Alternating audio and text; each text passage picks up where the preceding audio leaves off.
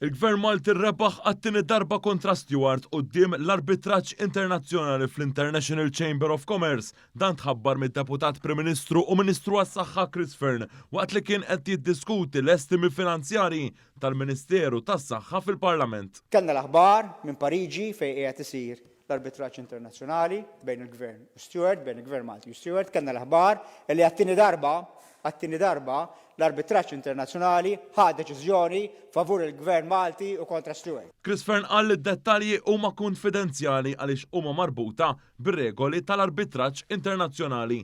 Tenna li dan ifisser li għall-kuntrarju tal-istampa li tipprova tpinġi l-oppożizzjoni, il-proċess għadu għaddej u l-Gvern qed jieħu il-każ b'serjetà.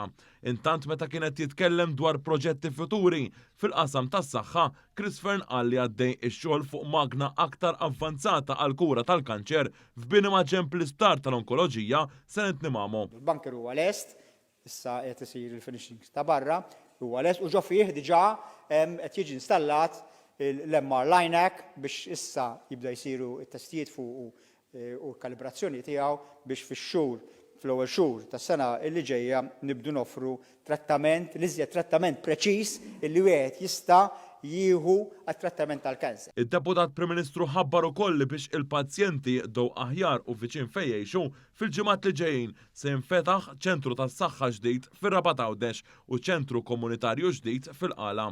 Chris Fearn tenna li l-budget għas-sena d-dieħla huwa wieħed rekord għas-settur tas-saħħa u l-kura se tibqa' tkun viċin in-nies. Wara li ftit tal-ġewwa ilu ftaħna ċentru komunitarju għas-saħħa ġewwa Ħaddingli u ftit ġimgħat qabel ċentru komunitarju tas-saħħa ġewwa Liklin, is-sena li ġejja ħankunu qegħdin niftħu mill-inqas 6 ċentri tas-saħħa oħra, 6 ċentri komunitarji tas-saħħa oħra fil-bliet u l-Irħula Maltin. Is-Siġġiewi, Birzebbuġa, San Ġiljan, San Pawl il-Baħar, Burmarrat, il-Pembroke u Ħażebbuġ. Dawna kollha is-sena li ġejja biex jagħtu servizz tas-saħħa iżjed viċin iċ-ċittadini tagħna. Waqt li semma ħemel ta' miżuri li saru fl-ewwel 10 xhur ta' din is-sena fis-settur tas-saħħa, id-Deputat Prim Ministru innota il-kritika skorretta u bla bażi mill-Oppożizzjoni. Pereżempju l-Onorevoli Vassallo Ħaġi għalilna li din is-sena il-vot tal-Infectious Disease Unit huwa ta' xejn.